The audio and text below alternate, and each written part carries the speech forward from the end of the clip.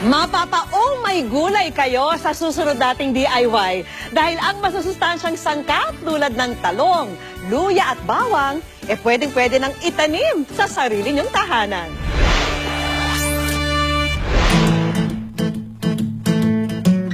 Ang mga ito dapat present lagi sa kusina.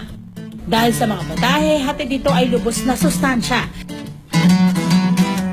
Pero kung minsan nakalalata rin ang pagtaas-babang presyo ng mga gulay. Para masigurong sa budget ay hindi kayo mapapaaray, ituturo namin ang pagtatanim ng mga gulay.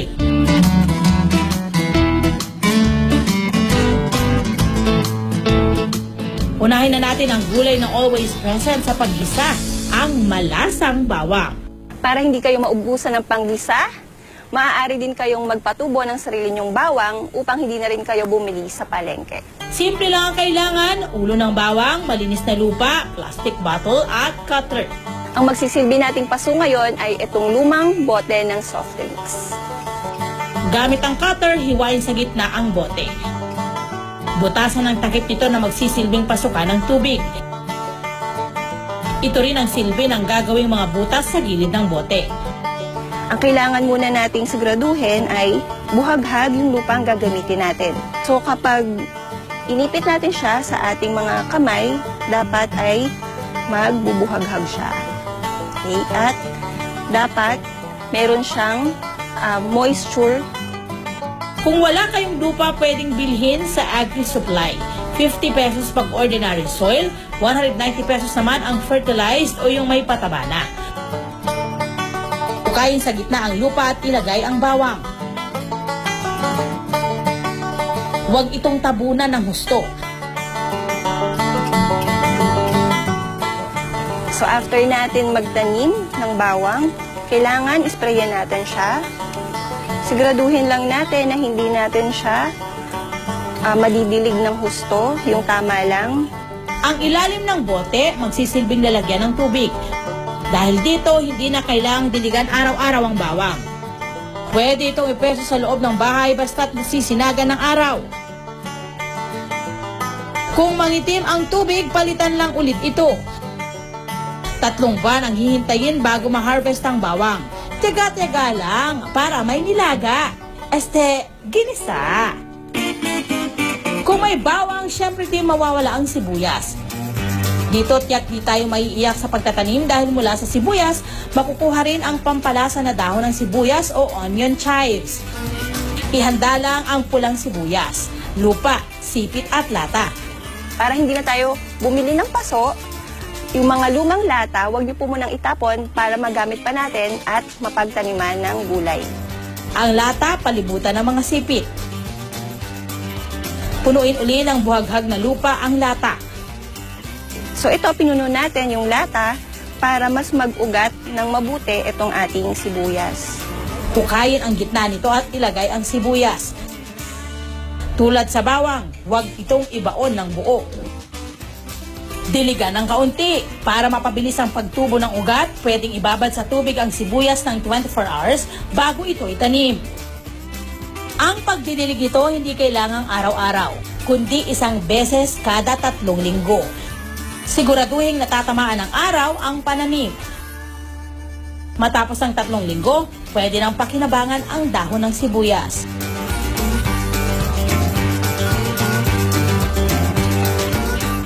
Heto ang panghuli sa Tres Marias ng panggisa, ang kamatis. So ngayon, ang gagamitin natin na pagtataniman ay lumang timba. So nagkataon, meron na siyang butas, hindi na natin siya kailangang butasan pa. So yung butas, importante siya para magsilbing drainage ng ating pagtataniman. Dapat sa hinog na kamatis kayo kumuha ng buto para matured ang buto nito. Kailangan itong patuyuin ng 1 hanggang 2 linggo. So yung napatuyo na natin na buto, ilalagay na natin doon sa ating pagtataniman. Itanim muna ito sa maliit na lalagyan o isang eggshell. Maghintay ng halos 1 buwan bago ilipat ang kamatis sa timba. Sa maliit na lagayan muna ito itanim para hindi ito matangay ng langgam. Lagyan ng lupa ang timba at dito ilipat ang tanim.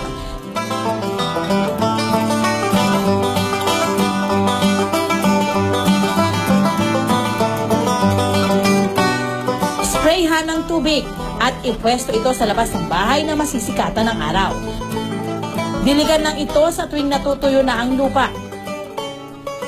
After 2 months, mga kamatis na ang inyong in-effort. Lagi nang available ang kamatis na good source of lycopene. Like na like. Para kumpletos rikadas ang lutuin, ituturo namin ang pagtatanim ng isa pang gulay na masarap igisa, torta at ihawin. Dahil malaki ang bunga nito, malaking lalagyan ang ating kailangan gaya ng bayo. So ngayon naman, pipili tayo ng magulang na talong. Okay, so para malaman natin kung magulang na yung talong, medyo matigas na siya kumpara doon sa mura na talong.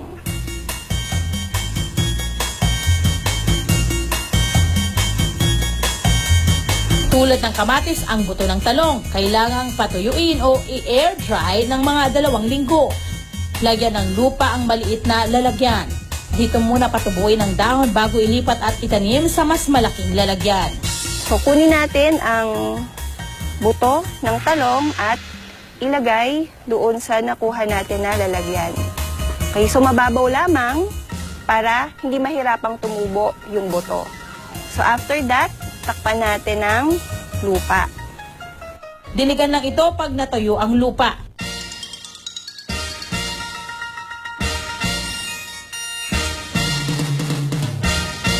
Sa ika-28 araw nito, pwede na ito ilipat sa bayong. Sa maliit na lalagyan muna ito itanim para pag umulan ay di masira ang baby talong. Butasan sa ilalim ang bayong. Ito ang magsisilbing drainage ng tubig pag diniligan ninyo. So after natin madiligan, ilagay lang natin ito sa labas ng ating bahay kung saan naaarawan siya. After 2 months, pwede nang anihin ang talong. Mahaba-haba man ang hihintayin, sa kainan pa rin ang tuloy natin. Dahil pang all-around natin ginagamit ang luya, mas maganda na meron tayong magagamit sa bahay anytime. Bukod sa lupa at luya, maghanda ng cutter, tali at lumang basketball. Opo, matataniman natin ang patapong basketball, walang halong bola. Ang gamitin natin na paso ay itong lumang bola ng basketball. So kinakailangan mas malaki yung area na pagtutubuan ng luya dahil para mas dumami pa yung luya natin.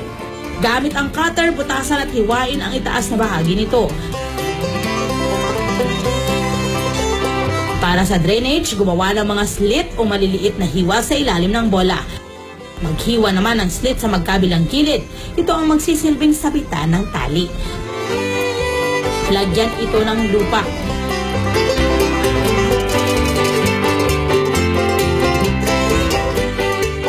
So kapag okay na yung lupang pagtataniman natin, pipili tayo ng magulang na luya na pwede nating itanim. So malalaman natin na magulang na ang luya kapag meron na tayong nakita ng mga maliliit na parang sibol doon sa luya natin. Okay. So ngayon, tatanim na natin. Gagawa lang tayo ng maliit na butas sa ating lupa kung saan naman natin ilalagay ang ating magulang na luya. Lagyan ng tali ang magkabilang gilid nito.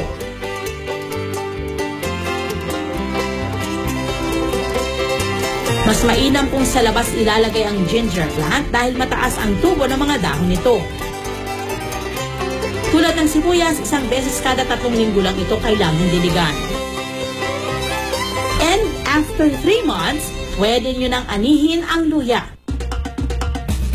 Ang mga pangunahing pangangailangan sa buhay gaya ng pagkain, hindi kailangang masakit sa bulsa. Ngayon, magiging mas mura at masarap na ang inyong mga lutuin dahil sa mga gulay na kayo mismo ang nagtanim.